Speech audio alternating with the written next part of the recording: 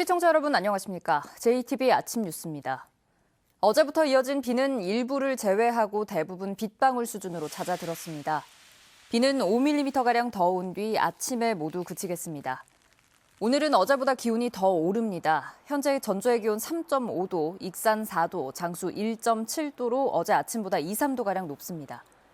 낮에는 전주 12도, 익산과 완주는 13도까지 오르면서 3월 중순에 해당하는 기온 분포를 보이겠습니다. 설 연휴에도 큰 추위 없이 평년 수준을 크게 웃도는 날씨가 이어지겠습니다. 다만 연휴 마지막 날인 다음 주 월요일에는 또 한 차례 비 예보가 있습니다. 전북에서 처음으로 우한 폐렴을 의심받았던 대학생이 어젯밤 음성 판정을 받았습니다. 발열의 원인이 독감으로 확인되자 보건당국은 병원 격리를 해제한 뒤 학생을 집으로 돌려보냈습니다. 오정현 기자입니다. 우한 폐렴 증상자로 분류된 전주의 25살 대학생이 어젯밤 신종 코로나 바이러스 검사에서 음성 판정을 받았습니다. 전북대병원 격리병상에서 치료를 받던 이 대학생은 곧바로 집으로 돌아갔습니다. 38도에 이르는 고열의 원인은 코로나 바이러스가 아닌 A형 독감 때문인 것으로 확인됐습니다.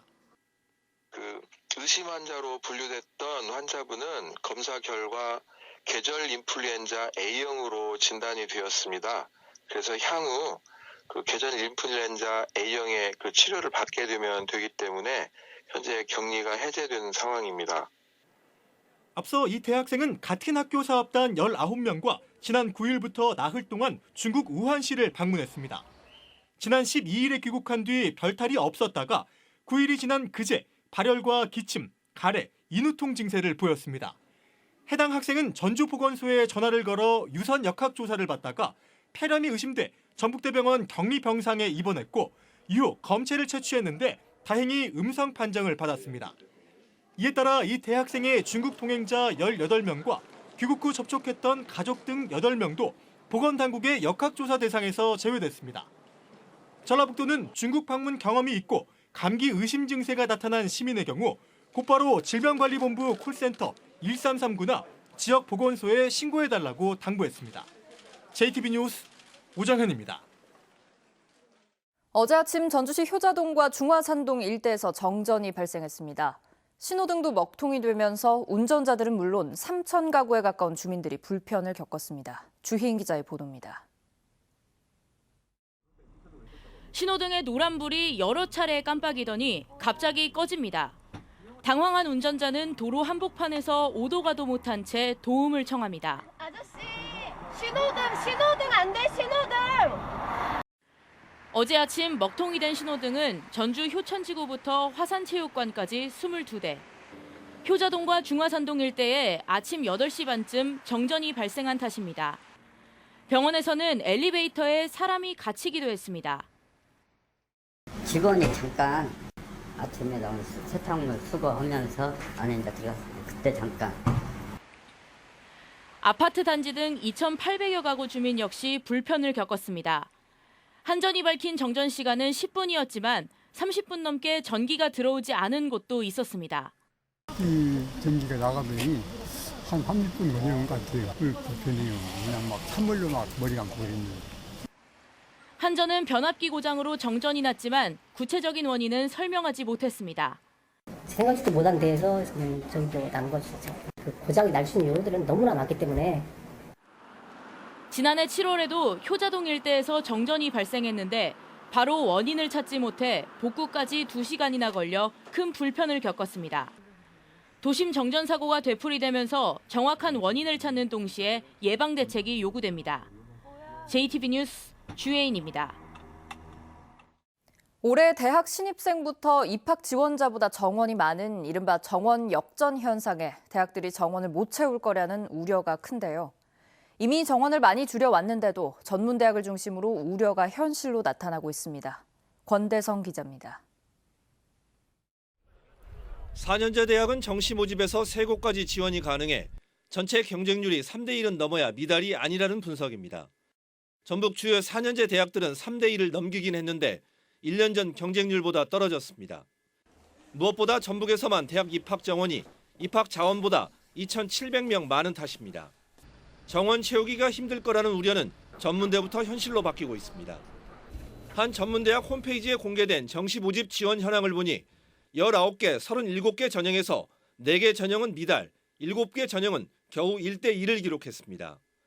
또 다른 전문대는 16개 전공 가운데 3개 전공이 미달됐고 3개 전공은 2대1이 안 됐습니다. 그나마 도내 8개 전문대 가운데 5곳은 경쟁률을 공개하지 않고 있습니다. 한 대학은 올해 처음으로 서너 개 과에서 미달을 피하기 어려울 것으로 보고 있는데 경쟁률을 공개하지 않는 이유를 짐작해야 합니다. 다급한 일부 전문대학들은 정시 1차 합격자 발표 전부터 추가 모집에 들어갔습니다. 남아있는 자원이 없기 때문에 추가 모집을 한다 하더라도 상황은 쉽지는 않을 것 같습니다. 한 70%도 못 채우는 대학도 있을 것 같고요. 지난 몇 년간 정원을 전국에서 가장 많은 20% 가까이 줄이고도 줄어든 입학 자원에 지역 대학들은 신입생 모집난을 실감하고 있습니다. JTB 뉴스 권대성입니다. 전북 혁신도시 금융타운에 호텔과 컨벤션 센터를 짓기 위한 부지 용도 변경이 마무리됐습니다. 이제 지난해 한 차례 실패했던 민간 사업자 유치와 정부의 투자 심사 통과라는 쉽지 않은 과제가 남았습니다. 김철 기자입니다. 국민연금공단 기금운용본부 옆 부지입니다.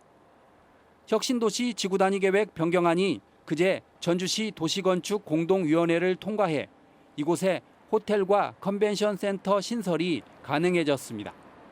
3만 3천 제곱미터 부지에 200실 이상의 호텔과 1,000명 이상을 수용할 컨벤션 센터 신설이 추진됩니다. 지난해 전라북도는 이곳에 금융시설과 호텔, 컨벤션 센터를 신설할 민간 사업자를 모집했지만 수익성이 떨어진다는 이유로 무산됐습니다.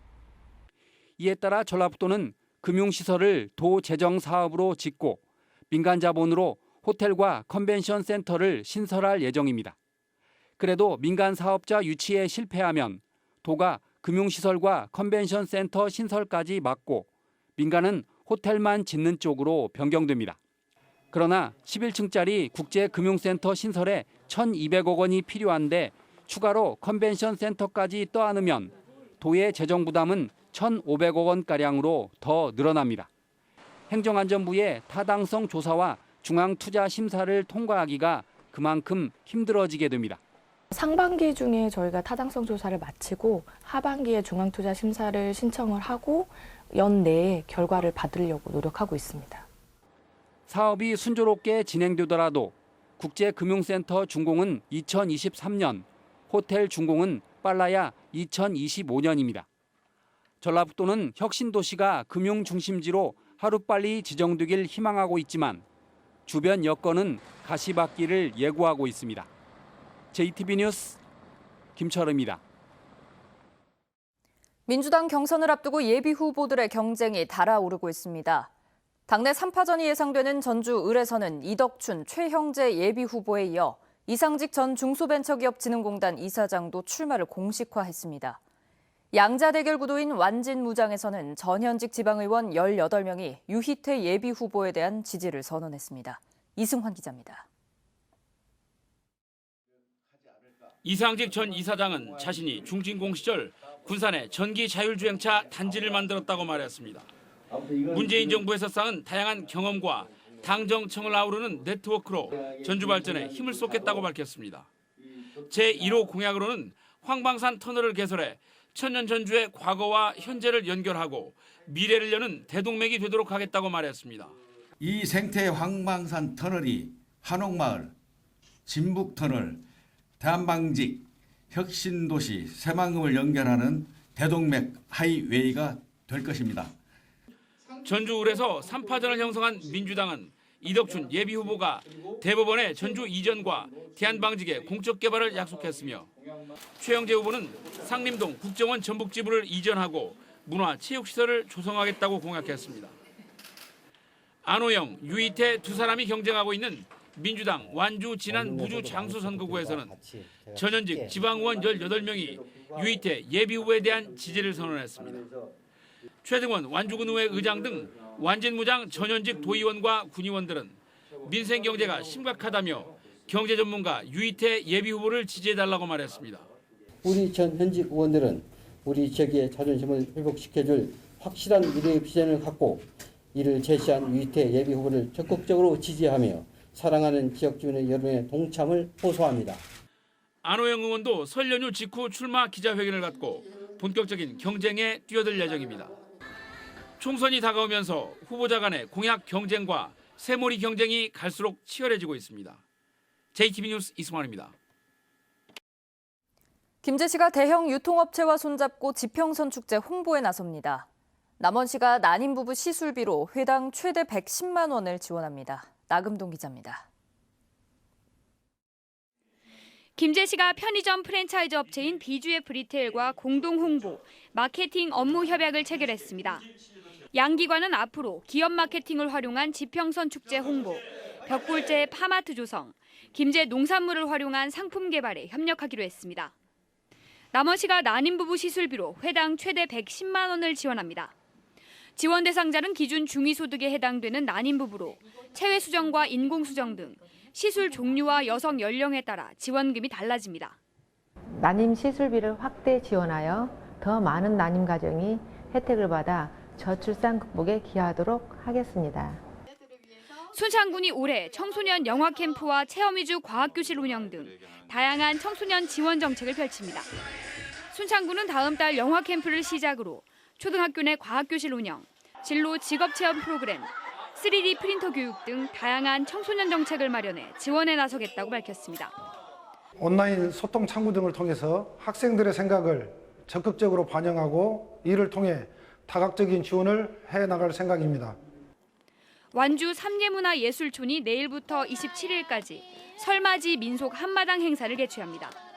민속 한마당 기간에는 미술관과 목공소, 디지털 아트관을 무료로 관람할 수 있고 사물놀이와 판소리, 전통마술 등 다양한 프로그램이 진행됩니다. JTB 뉴스 나금동입니다. 현대차 전주공장이 재고 소진을 위해 이달 말까지 트럭 부문 공장 가동을 일시 중단합니다. 현대차 전주공장은 국내외 건설 경기 침체로 트럭 주문량이 감소함에 따라 생산량을 탄력적으로 조정하기 위해 트럭 생산 공장 직원 2,000명에 대해 어제부터 이달 30일까지 닷새간 휴가를 명령했다고 밝혔습니다. 현대차 전주공장의 지난해 생산량은 버스와 트럭을 합해 4만 5천 대가량으로 1년 전에 비해 5% 이상 줄었습니다. 전북도의회는 KT가 조직 개편을 단행하면서 전북을 홀대했다며 깊은 유감을 표했습니다. 전북도의회는 KT가 경영 효율화를 이유로 호남광역본부를 광주에 신설한 데 크게 분노한다면서 이는 도민의 생활 편의를 외면하는 처사이자 균형 발전에도 반하는 결정이라고 말했습니다. 도의회는 KT 전북고객본부가 앞으로 광주 전남으로의 예속이 가속화하지 않기를 바란다며 기능 축소나 흡수 통합이 추진되면 200만 도민의 이름으로 좌시하지 않을 것이라고 경고했습니다. 오늘 새벽 1시 반쯤 고창군 고창읍의 한 교차로에서 5톤 트럭과 택시가 정면 충돌하는 사고가 나 경찰이 조사 중입니다. 이 사고로 60대 택시 운전자와 50대 승객이 숨지고 50대 화물차 운전자는 병원으로 옮겨져 치료를 받았습니다. 경찰은 목격자들을 상대로 정확한 사고 경위를 조사하고 있습니다.